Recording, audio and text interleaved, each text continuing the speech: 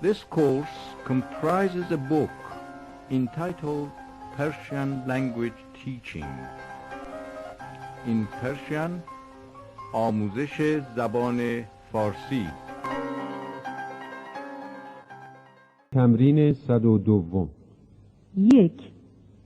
در برف نمی شود فوتبال بازی کرد.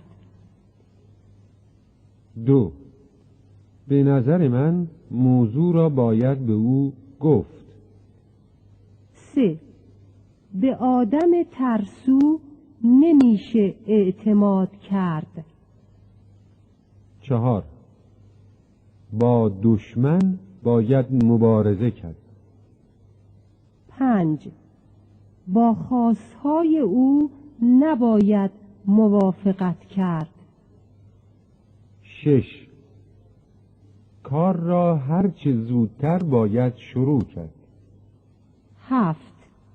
دیروز خرید خوبی کردم. 8. متاسفانه ازدواج او با شکست روبرو شد. 9. لطفاً رسید پول را هرچه زودتر برایم بفرستید. 10. اول باید دید حق با کیست. 11. در برابر دشواری ها باید ایستادگی کرد. 12.